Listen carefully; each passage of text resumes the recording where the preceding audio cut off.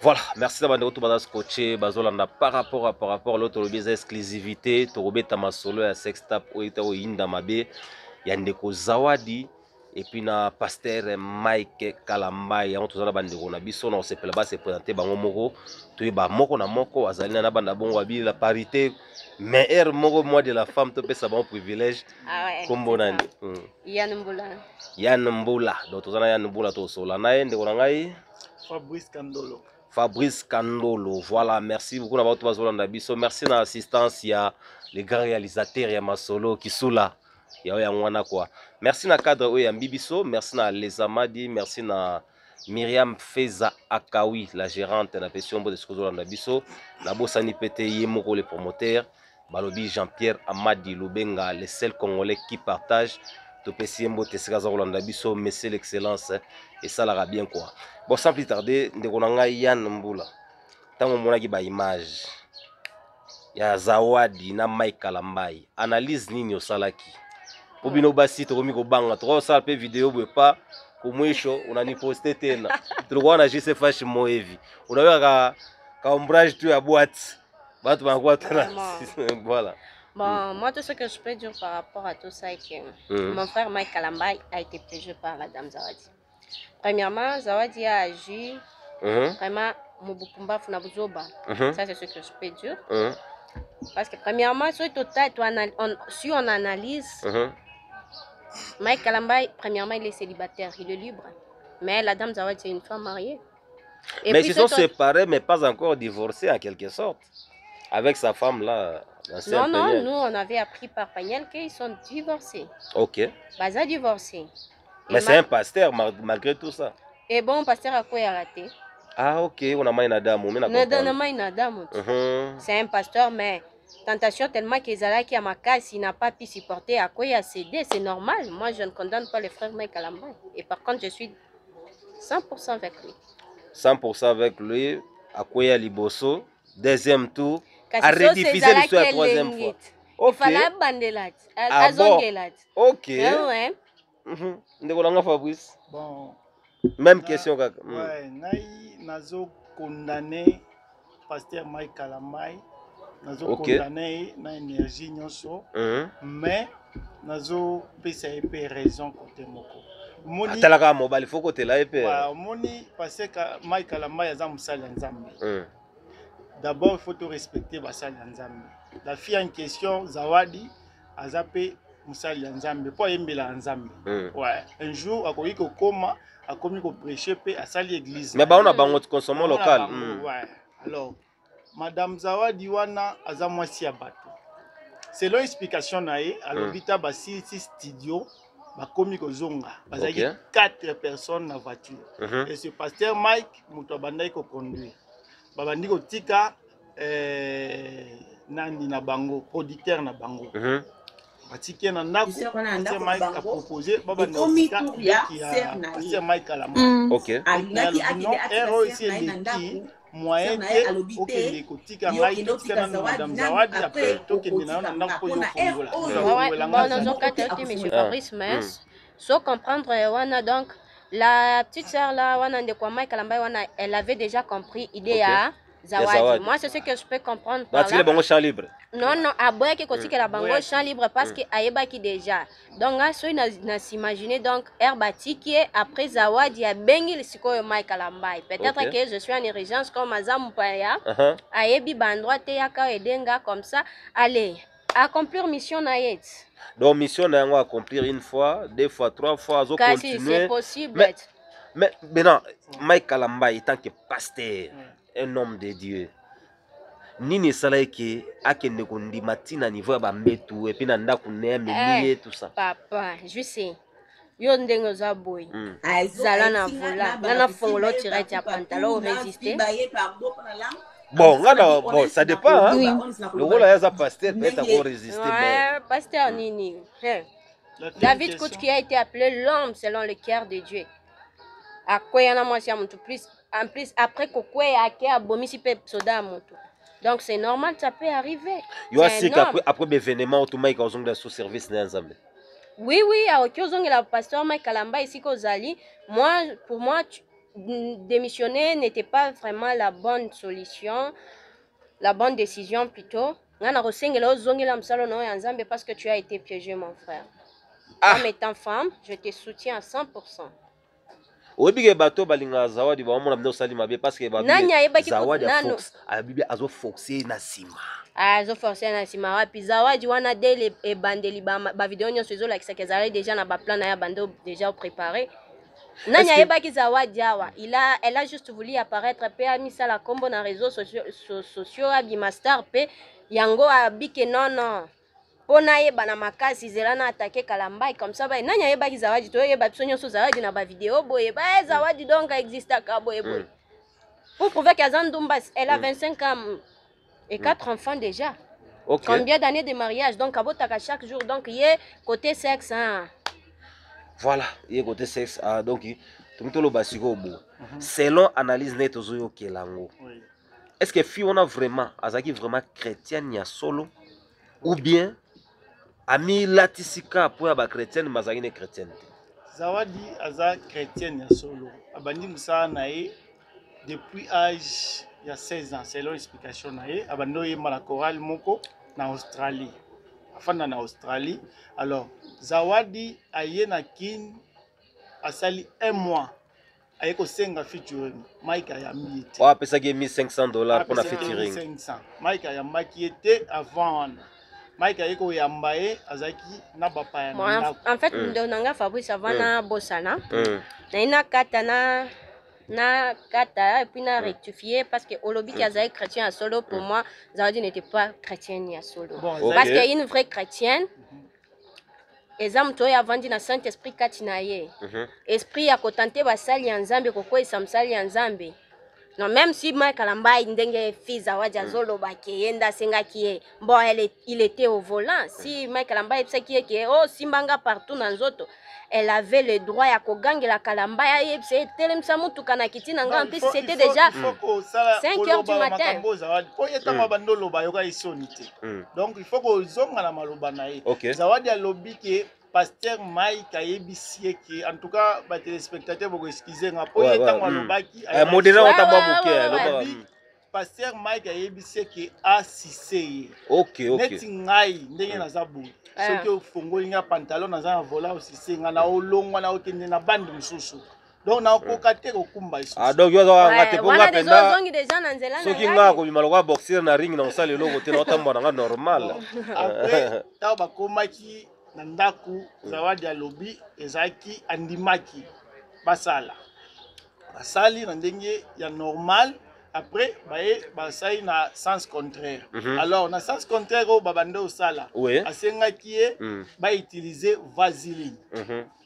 Wana esali succès mikolo. Ouais, esali vaseline wana esali succès ezali proposition ya passer selon maloba ya Zawadi ye mutu abanda ko. Bon nini eprouver biso ke o maloba Zawadi wana eza vérité aussi longtemps que ezalaki abando piéger na ba studio a filmer partout a filmer. Ndeko nanga Fabrice Yann tokende na hypothèse wana azalaki piégé.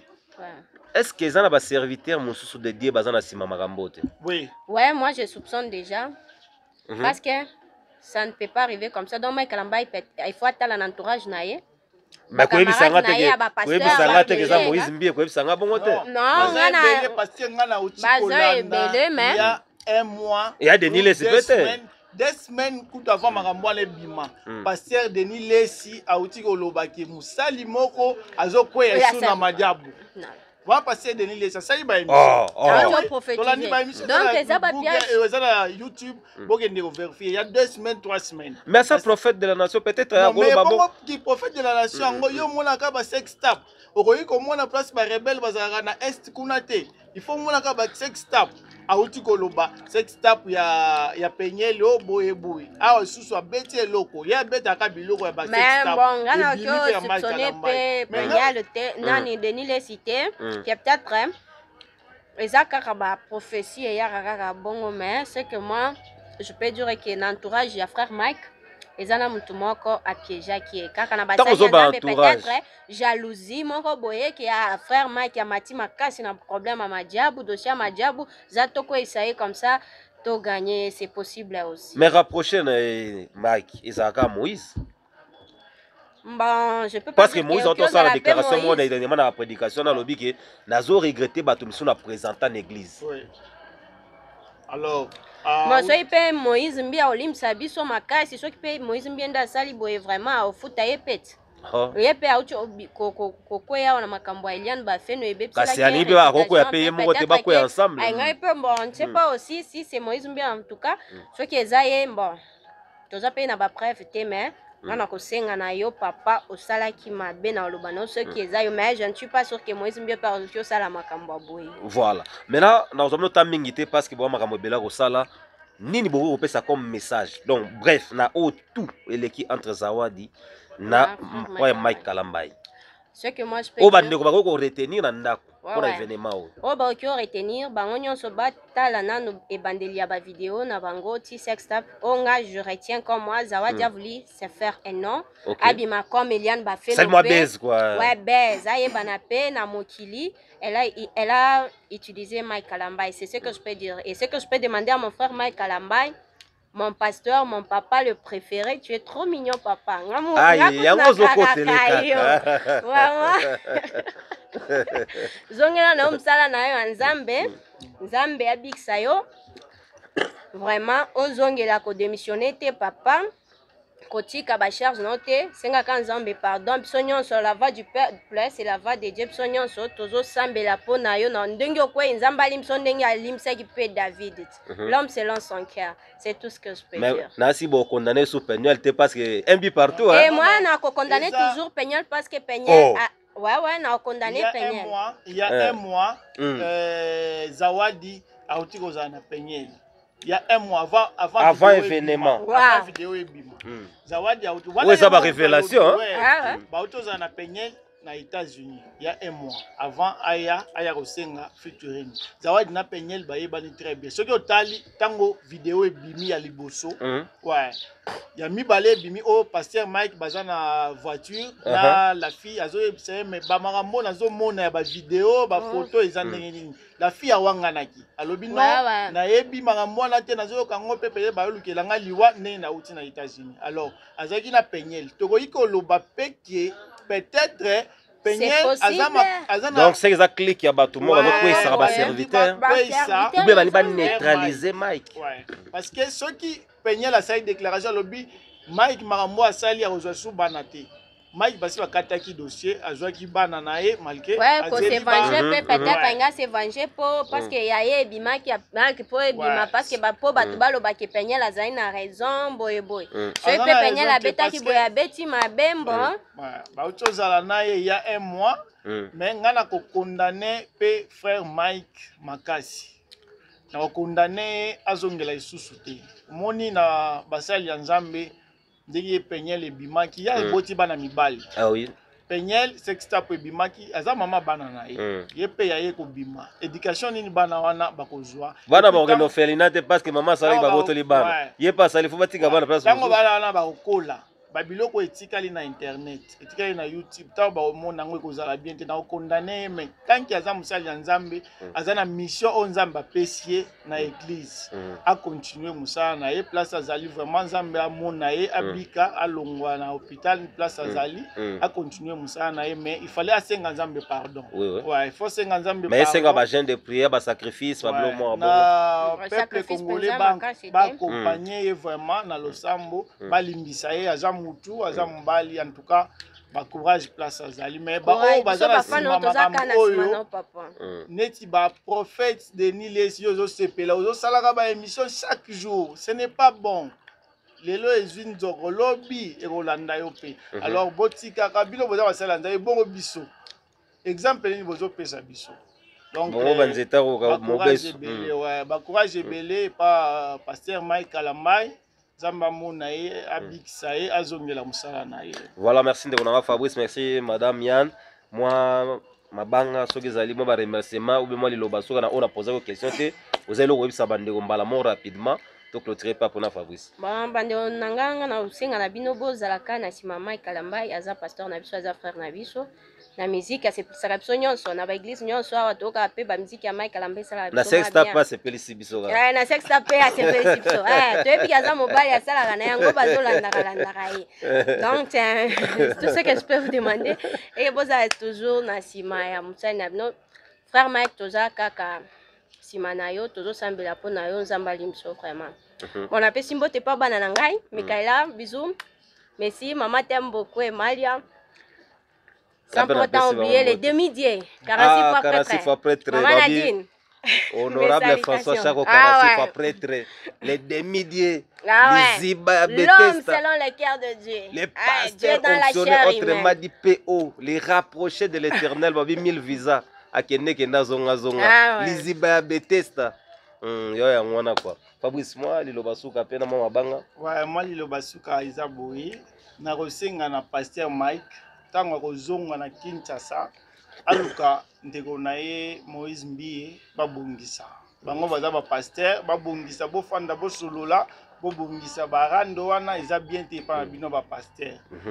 Bon na pesi mbote na mon général Kasongo batali ville ya Kinshasa mon général mbote nazala ba séjour na nga na Lubumbashi ka aolia kitoyo kwa aolia kitoyo awa naki kanda na moko ya komela Feliciano Kabila place zali mbote pesi vie na nga kis honorable kis kisula encore na pesi mbote na yo moko papa ici c'est merci papa Fabrice merci nga dakotoko kabona boete parce que soki na bwaki sénatrice à vite Nadine Mukala respect maman la sénatrice à vie mère Nadine Mukala Ishako ya ngwana eyokami.